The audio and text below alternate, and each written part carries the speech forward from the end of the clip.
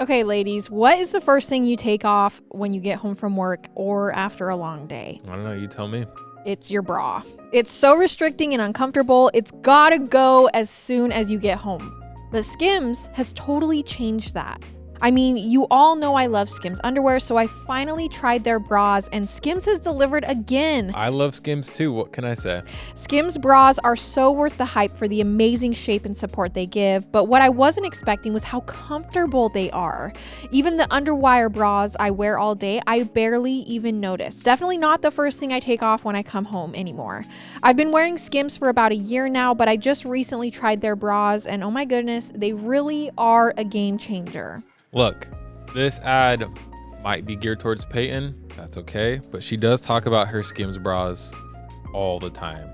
Underwear, everything. You love everything they have. Yeah. So I have the push-up bra, the Fits Everybody push-up bra, which is great. Yeah, I love that one. It's comfortable. And then I also have their no-show bra, which I did style under a dress one time, and it was kind of peeking out at the top, and it was such a cute little detail. I loved it. So shop Skims bras at skims.com, now available in 62 sizes, 30A to 46H. Holy crap. Plus, get free shipping on orders over $75. If you haven't yet, be sure to let them know we sent you. After you place your order, select podcast in the survey and select our show in the drop-down menu that follows. You're listening to an Ono Media podcast. The victim, she had been stabbed approximately 29 times. After 30 years, you're not sure where to look for a suspect. We would flood Facebook groups in the search to find him. Finally, we had a match. It's time to seek justice. Hey everyone, welcome back to our podcast. This is Murder with My Husband. I'm Payton Moreland. And I'm Garrett Moreland. And he's the husband. I'm the husband. If you are watching on YouTube, please subscribe. Please turn on notifications. You guys, it helps us with the algorithm. I hate to beg, but I'm gonna do it. And if you are listening on podcast, leave us a review. We really appreciate it. It's a great way to support the show. So yeah, thanks for being here. And wait, before we get into your 10 seconds, I did just want to tell everyone we have bonus content on our Patreon, on our Apple subscriptions. It is 2 full bonus episodes a month. You get 2 more episodes of Murder with My Husband. You get ad-free content. You get early release. There's a ton of benefits. So check that out if you are tired of listening to ads or just want more. It's so fun over there. So go check it out. All right, let's get into your 10 seconds. Well, Valentine's Day is coming up. Is Valentine's Day celebrated worldwide? Actually, I think so, because isn't Sir Valentine not from America? Like, I don't think that's an American thing. Yes, it is. It's celebrated around the world. Interesting. Yeah. To celebrate Saint Valentine. Look at that, babe. You know what you're talking about. Yeah. Anyways, Valentine's Day is coming up. I may or may not have a surprise for Payton. Do you think I have a surprise for you? Probably, except you need to tell me, because I already told you that I made dinner reservations. So if I need to cancel that, you need to tell me. It's true. Well, maybe I don't have anything planned then. Okay, let's just clear the air here real quick. Garrett and I never celebrate Valentine's Day. Well, we don't celebrate anything really. Birthdays. Yeah, we're not like Christmas. huge. Like even for Christmas this year, neither of us got each other gifts. Yeah. We do gifts throughout the year type thing. But the last couple Valentine's Day, last minute on Valentine's Day, we've been like, oh, let's go out to dinner, you know? Yeah. And then there's never, ever any And availability we're like, anywhere. why is everything taken right now? Are you freaking kidding me? So this year I was like, just in case Valentine's Day rolls around and we're like, hey, let's just grab a quick dinner to celebrate. I made us reservations. So we'll see what happens there. So we got Valentine's Day. It's also, you were listening the day after the Super Bowl. Chiefs have won. I'm kind of indifferent about who I want to win, honestly. I kind of go back and forth.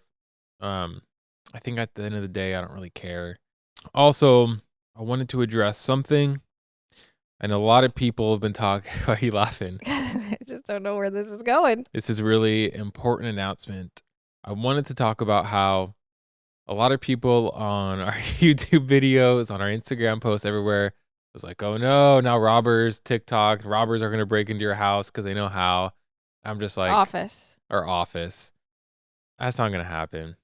Okay. Number one, I don't know if I want to say this out loud because then everyone's going to try to find the office. So never mind. But first of all, we lock the deadbolt. We have 3 deadbolts that we lock every single time, right, babe? Yeah. So you're not getting in.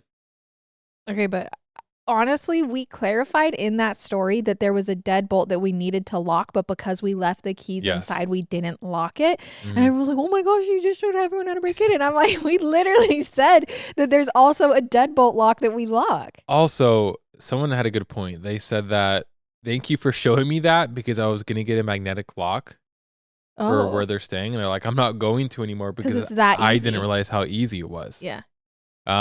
Basically, any place with a magnetic lock, they can do that.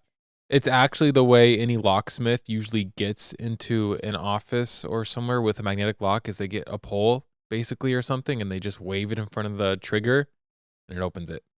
So if you're considering a magnetic lock, don't do that. Get a double. That's all we got for my 10 seconds today, so let's hop into today's case. Our sources for this episode are Web of Death, Season 1, Episode 4, Cold Case Files, Season 2, Episode 26, NationalObserver.com, KTLA.com, ForensicMag.com, AETV.com, ScientificAmerican.com, VCDistrictAttorney.com, StoriesOfTheUnsolved.com, The Cinemaholic, Bakersfield, VCStar.com, KernGoldenEmpire.com, and Wikipedia. I'm guessing this case is based in Bakersfield. Really? You said Bakersfield in the sources, so that's what I assume. That's around there. Okay. Are you doing a new thing where you listen now? Yeah, to the sources. Get little hints. Yeah, here and there. I know sometimes I just don't. I feel like it's important to say the sources, but sometimes I'm like, dang, it kind of gives away some things. Yeah, it's important though. So by now, many of us have used, or at least know of someone who's used sites like Ancestry.com to build out their family tree. Maybe reconnect with a long lost cousin, see if they're related to a celebrity even. What most people don't expect to find is the answer to a decades-old cold case, just because they've uploaded their DNA. Shockingly, the U.S. sees about 1,000 Jane or John Doe cases a year that remain unidentified. That's crazy. 1,000 people who are unidentified a year. But today, over 600 of those cases have been solved using investigative genetic genealogy through direct-to-consumer sites like Ancestry.com. 600 people have been identified. However, this isn't always a perfect solution, primarily because genealogy sites like this are a privilege, not a necessity, meaning more marginalized communities don't have access to or don't want to provide information to commercialized sites like these, particularly those who are so rooted in oral tradition. I know a lot of people might disagree with this, and that's okay, but I'm fine giving my DNA to everybody just because I have nothing to hide. And if it could help catch someone, I'm like, yeah, I'll just give it out. Well, this is the reason, though, why those who make up, honestly, the biggest murdered and missing populations in North America, the indigenous people community, weren't seeing results from investigative genetic genealogy until very recently. When in 2022, the process brought an indigenous woman who'd been missing for 40 years home for the first time. So it's July 15th, 1980, the perfect summer's day in the Southern California town of Delano. That morning, a handful of irrigation workers showed up early for their shift on a local almond orchard.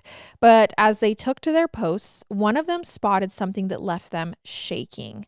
A woman was lying in the middle of the field. She was curled up in the fetal position, presumably asleep. But as the worker got closer, he realized she was covered in blood.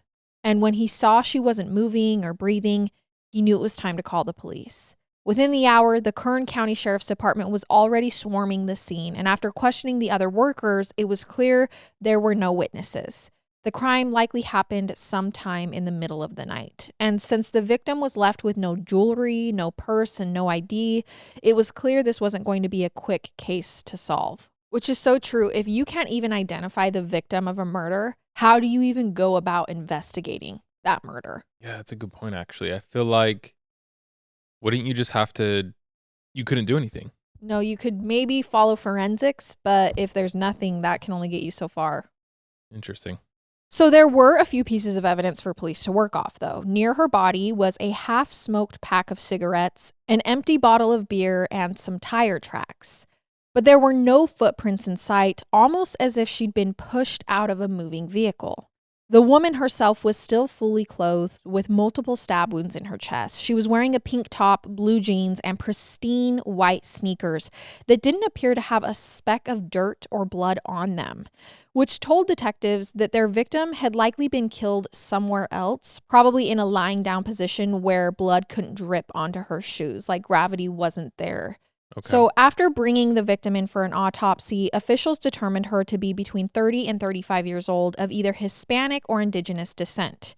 She had been stabbed over 28 times in the chest, man. with a series of defensive wounds on her hands that showed she had tried to fight off her attacker. Okay. There was also evidence that she had been sexually assaulted. And on top of that, the woman seemed to have been intoxicated at the time of her death with a 0.3% blood alcohol content. Now remember, if you blow anything over a 0.08%, you could get a DUI. So 0.3 is pretty significant. Luckily, pathologists also found a few different clues that could help narrow down her identity.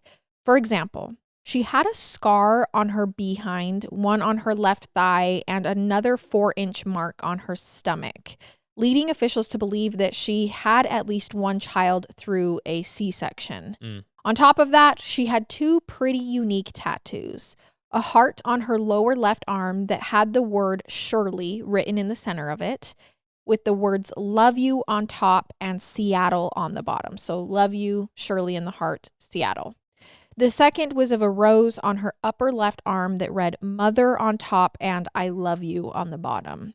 So the Kern County Police figured they have some pretty good identifying features to at least kick off their search with. Like they can get this out to the news and then see if anyone recognizes her.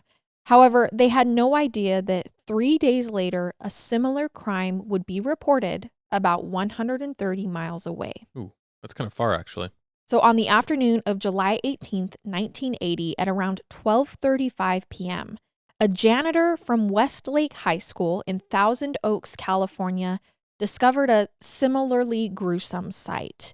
There, on a dirt hill near the school's parking lot, was the body of a woman, again of either Hispanic or indigenous descent.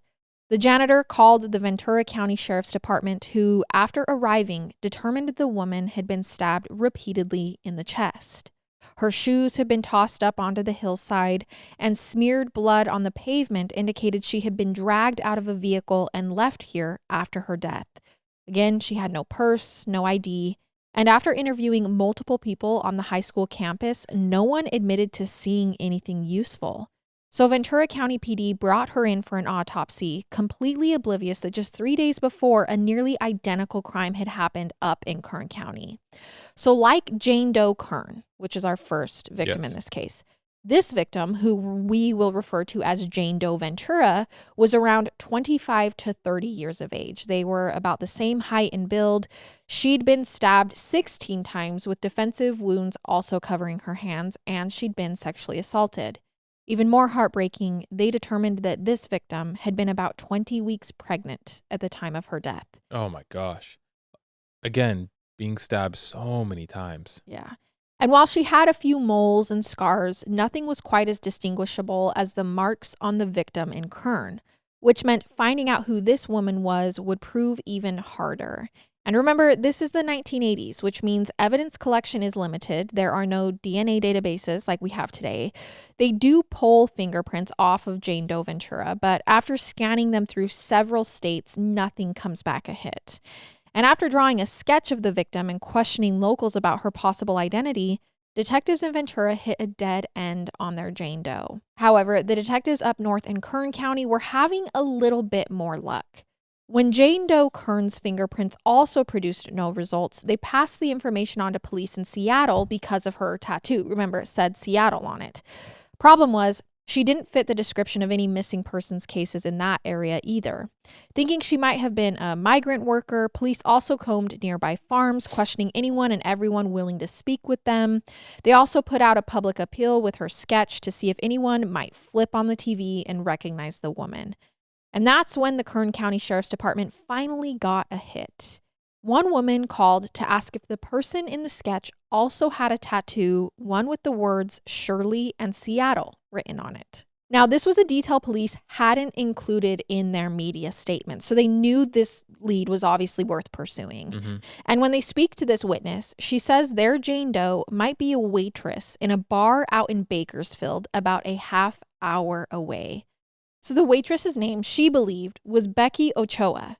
Now, you'd think this would be a massive lead, right? Like they probably just identified their Jane Doe. Uh-huh. But even pulling at this thread gets them nowhere. They start searching for Becky Ochoas in the area, but there aren't any that are reported missing or that match the identity of their Jane Doe. Wait, I'm confused. So someone says they recognize her and they know who it is, but the police can't do anything with that information? They say they think her name is Becky Ochoa, but when police go searching for Becky Ochoa records, there's no one, which means this could be a fake name. This could be like an assumed identity. Okay, got it.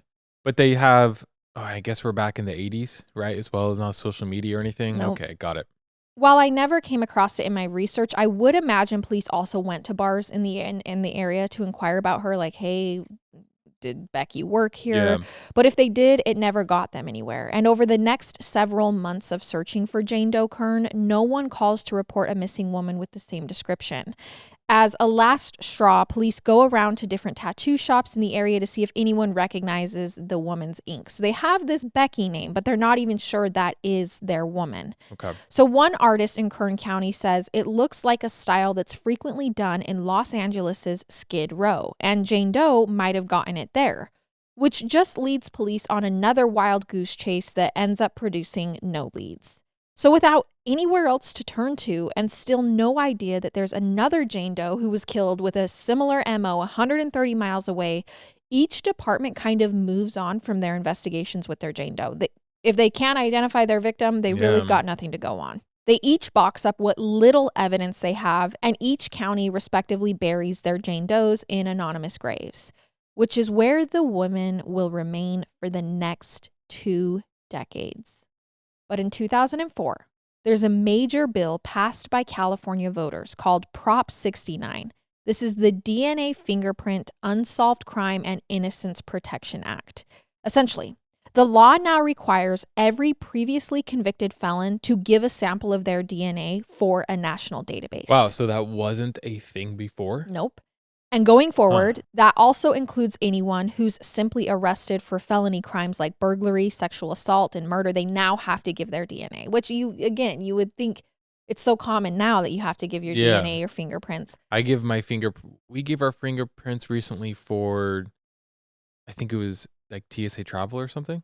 Yeah. Like I feel like you give them for so many reasons now. So around the same time, Kern County is establishing a cold case unit where they plan to re-examine old Jane Doe cases. So this is just, in true crime, you will see that we go through this period where things are obviously progressing, and then a lot of units also start to say, well, with things progressed as they have, maybe we should start looking at cold cases and try to solve them with the stuff we have now. 100%, yeah. So come 2008, they finally unpack that 1980 case of their Jane Doe Kern number 5, the woman they found in the almond orchard. Now, with DNA analysis on the rise and this new bill passed, they decide, why not send some of the victim's clothing out for analysis, compare it against this new system that Prop 69 had designed, and see if any convicted felons might have left something behind on her clothes. And shockingly, they get a hit. Wow. DNA found in Jane Doe Kern's panties are a match with a convicted felon named Wilson Schuist. Could you imagine that? Could you imagine being in jail? New technology comes out. You think you've gotten away with this? Yep, and all of a sudden you're like, oh no. I guess if he's already in jail for, does it say what he's in jail for already? But if he's already in jail for X and X, maybe he doesn't care anymore if he's there for life. But well, he was actually in jail for like kidnapping, robbery, and sexual assault. Oh, so not necessarily murder, but he's gonna be pretty there for heavy a long charges. time. Yeah. Okay. Okay, so here's the thing. This is so funny you bring that up because I was just thinking about how when DNA became a thing, right? A bunch of killers who thought they had gotten away with it were probably pooping their pants. Mm-hmm. Like, oh my gosh, they might test this DNA and find me. Yeah. So I was just thinking the other day, do you think killers now, this new wave, is that they think, oh my gosh, some stupid podcast is going to look into this murder and then possibly pull my name up and might get police to reinvestigate. Oh. Because we've seen that, Your Own Backyard, the Tara Yeah. Grinstead case, like a lot of podcasts have actually urged police to relook into these cases. I don't think so. I think in reality if you're really a killer, I think they're not thinking like that. I think they have hope not. I think they have too big of an ego. They probably don't even care. They're like, I'm never going to get caught. I'd be surprised if they're like, oh, those podcasts out there. But I don't know. I could be wrong. Maybe they listen to the podcast. I would have gotten away with it too if it weren't for that Yeah. meddling podcast. I don't know. Maybe they listen to podcasts. Maybe they are scared. I just feel like if you're really a killer like that, your state of mind is, I don't know. I would like to say like just weird, just completely different than other people. Right, because if it was me, in my mind, anytime the case got brought up that I was involved with, say I'd killed someone and that case got brought up, whether on the news, on a podcast, on a documentary, any press would not be good because you'd be like, I just want everyone to forget about it, you know? So they find Wilson's DNA. And at the time, Wilson was a former U.S. vet who'd been discharged for heroin problems, and he was serving a life sentence in a state prison. And again, those were kidnapping, robbery, and sexual assault charges. So when Kern police hear he's a match, they figure, okay, this has got to be our guy. Like, he's already in prison for life. Because not only was he out of prison and on parole in July of 1980, DNA analysis just doesn't lie. Although for some reason, they don't confront Wilson about the crime right away. They look for more evidence to build a case against him. And shockingly, in 2012, there's another DNA match against Wilson Shuist. It comes from the underwear they found on Jane Doe Ventura County. Got it. So, I mean, at this point, open and shut, right? You got 2 murders, same MO, and now 2 of the same DNA. Okay. And it's only then that these 2 police departments realize, oh my gosh, they were dealing with extremely similar cases days apart from one another. It takes them this long to draw this realization.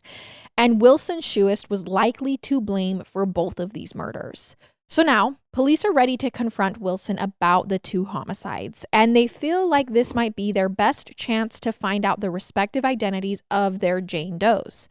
When detectives finally sit down with Wilson for an interview, it's September 2013, and they begin showing him pictures of different crimes to see how he reacts. And at first, they show him a few that they know he didn't commit, asking if he can offer any details. All of this is just to build a sort of rapport with Wilson, who says he knows nothing. He was in jail when the crimes in those first 2 images occurred, which is true.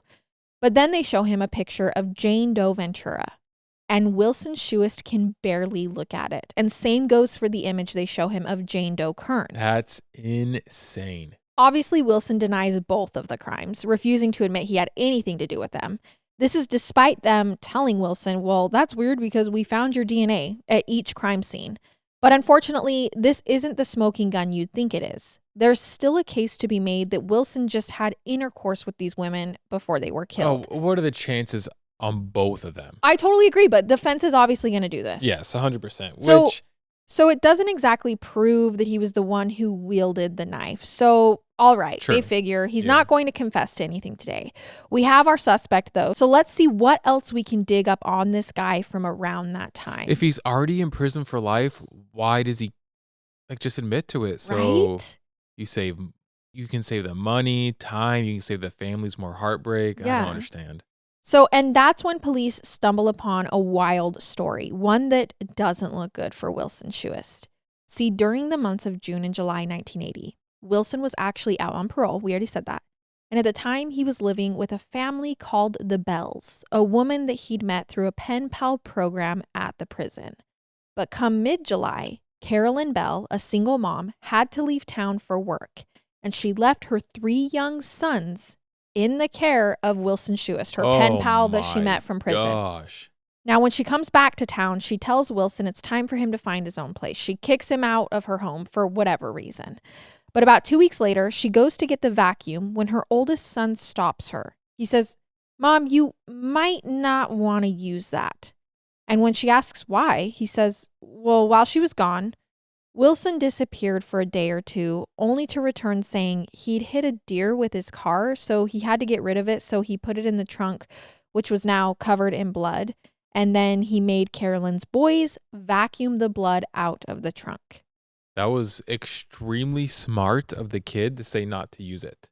But also, as a mom, you're like, he disappeared. Yeah, that He part. comes back with blood in his trunk, and then he Yeah. made my boys, clean it up. Well, the upside is the boys thought it was a deer, which obviously Right. we're gonna get to the point where we know it's not a deer.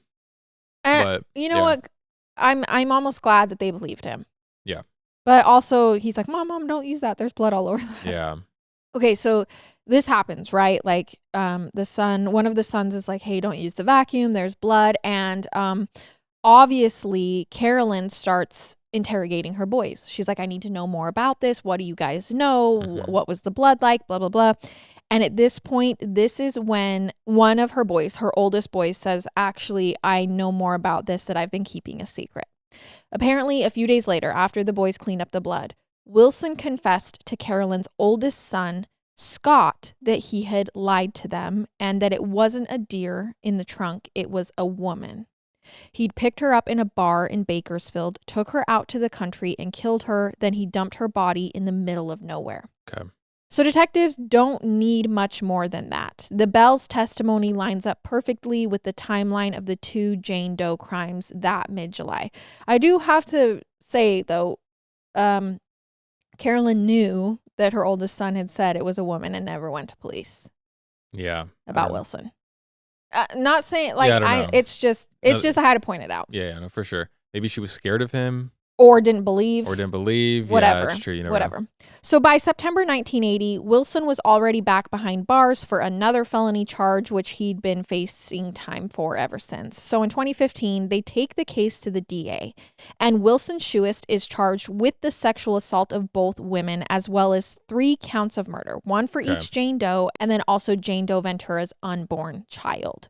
So on October 1st, 2015, the now 63-year-old Wilson, although still serving his previous sentence, is arrested for these new charges, but it takes another 3 years for him to have his day in court. So in May 2018, Wilson finally stood before the jury and pleaded not guilty to these crimes.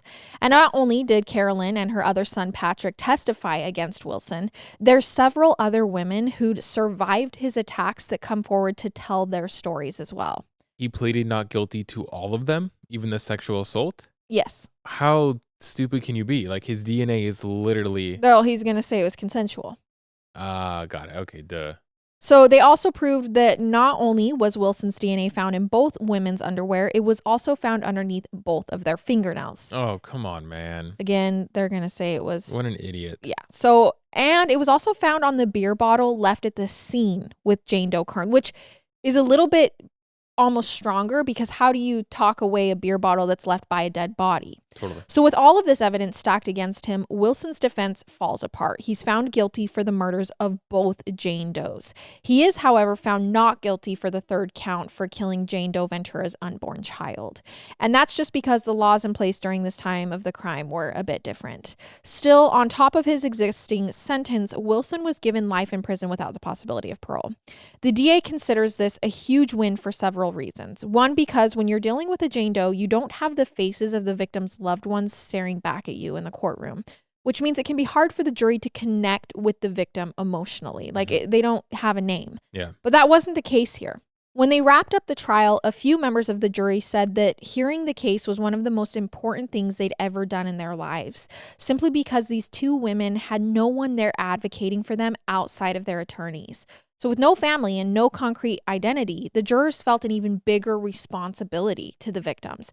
And I think they served these women well, but it still doesn't solve the biggest problem, which is that the identity of these two women still remains a mystery. Their case is solved, but still no one knows who they are. Wait, I totally forgot about that part. Because he's pleading not guilty, so he's not going to say where he met them, who they were, nothing. And no family, no one's come to claim? Is that not weird? A little. So in July 2018, What after his the- sentencing, police paid one final visit to Wilson in hopes that, okay, now that you've, been convicted, can you just give us something about these women's identities? And this is what they learned. He did pick up Jane Doe Kern at a bar, but he says it was in the town of Hanford. He also says he found Jane Doe Ventura hitchhiking in a town called Visalia. Apparently, though, he never learned their names. So with Wilson becoming another dead end in the investigation, officials decided to turn to a new method. One that hadn't been there for them back in 1980 when they were first investigating this crime.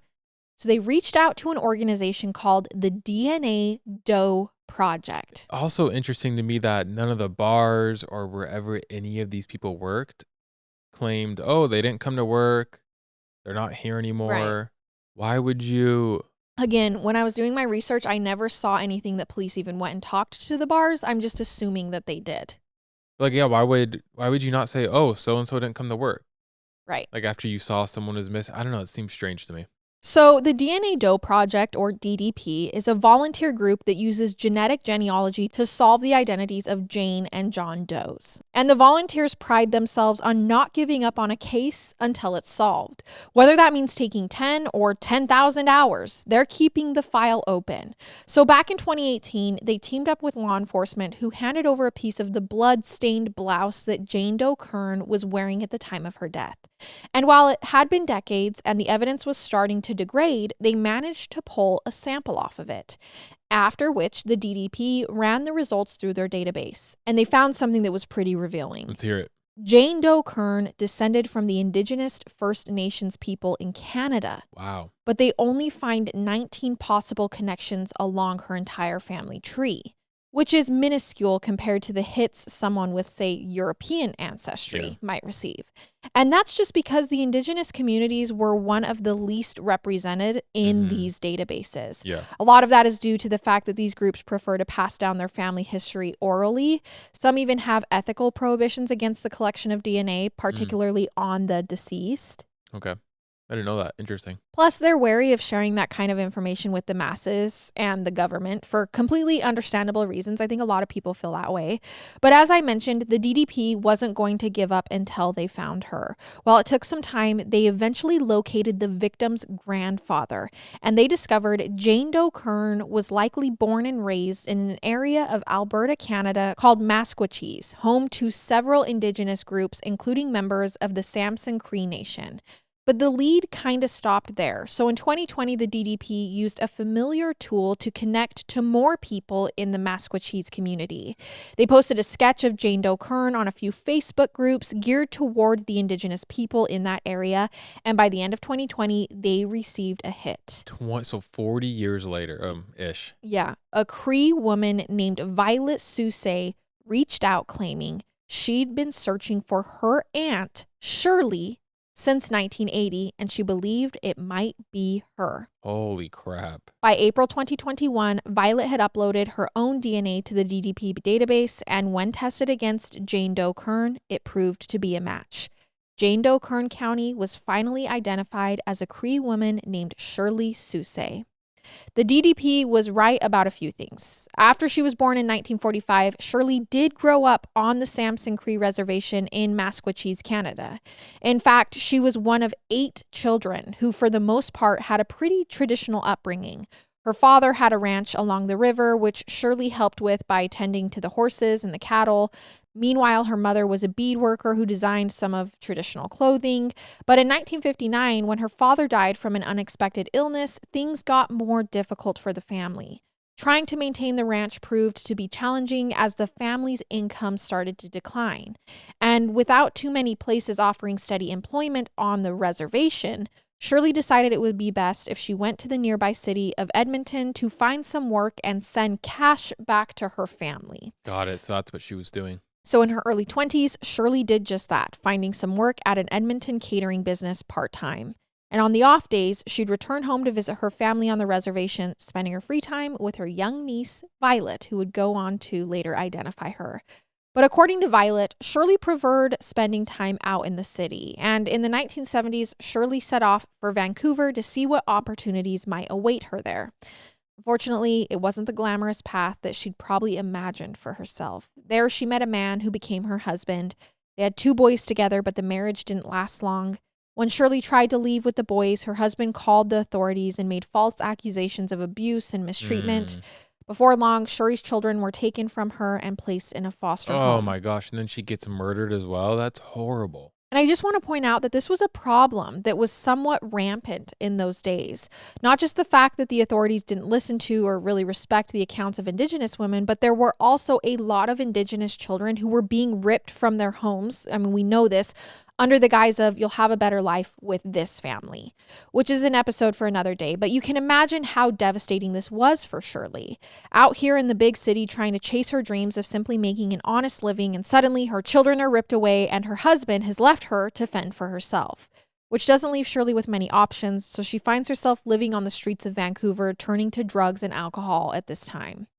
When Shirley came back to the reservation to visit in 1975, Violet said she didn't seem like herself. Shirley's mother begged her to just stay home, telling her she should, quote, stay in one place now because nobody will know you. But in Shirley's mind, that wasn't an option. Violet did give her some advice, though. She said, if you keep moving around, you should at least get a tattoo, maybe something with your name on it.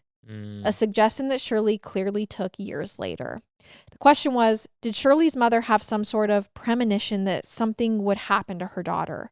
Or perhaps she just understood how dangerous the world really was. Either way, Shirley went back to Vancouver, coming and going over the next few years until 1977 when she made her final trip back to the reservation. This time for her brother, Violet's father's funeral. During that visit, she told her family she never wanted to come back again and was instead headed to the United States, particularly Seattle, to start a new life. Which is why she had the I Love Seattle. For the next 2 years, Shirley continued to write home, sending Christmas and birthday cards to her loved ones, never missing a beat. But then in December of 1979, they stopped. There were no Christmas cards that year.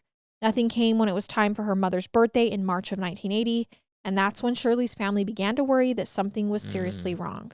Now, I need to mention that her family did search for her, like extensively, but it just never led back to Jane Doe. And as the years passed, Violet, her niece, became interested in true crime, wondering if there might be a solution hidden somewhere in the true crime genre. And around 2018, a true crime show featured an image that sent a chill down her spine. It looked like a Cree woman, possibly her missing aunt. But when the program mentioned the woman's name was Becky Ochoa, Violet figured, okay, well, I'm just grasping at straws. They've obviously identified this woman. So she hits the dead ends, but then in 2020, she joins a Facebook group and finds that picture of Becky Ochoa again. And she's like, okay, it looks like my aunt, but it's obviously not her. But then this Facebook group also had the picture of the tattoos. And on it said Shirley. And she was at a loss for words because this really could be her missing aunt, and obviously it was. So Which is a horrible way to find out. Horrible. Yeah. So in May 2022, Shirley's body was brought back to Meskwachis, where she was given a proper funeral and burial. After 43 years, Shirley was finally home. And although hers has an ending, the identity of Jane Doe Ventura has never been uncovered. About that. But the DDP has never stopped looking. They're still trying to find her family. It seems so interesting in 2024 that that no one's claimed still. In fact, her DNA testing revealed she was primarily of Indigenous descent with a mix of Hispanic, Caucasian, and Asian ancestry. Her family could be out of the country. Who knows? Exactly. But thanks to organizations like the DDP, there is a lot more hope nowadays when it comes to returning a missing loved one home. So yes, while Shirley Soucy was the first Indigenous woman to be identified using investigative genetic genealogy, she certainly wasn't the last. In 2023, the remains of a missing Indigenous woman named Daisy Mae Tallman were identified and brought home to her family, which means there's still hope that Jane Doe Ventura and dozens of other missing and murdered Indigenous women may one day see these same results. But for now, that is the story of Shirley Soucy and Jane Doe Ventura. Obviously, check out the photos in this case, and if you have any information, reach out. I know we say it all the time, but oh my gosh, what a step in the right direction DNA became for the true crime genre. All right, you guys, that is our case for this week, and we will see you next time with another episode. I love it. And I hate it. Goodbye.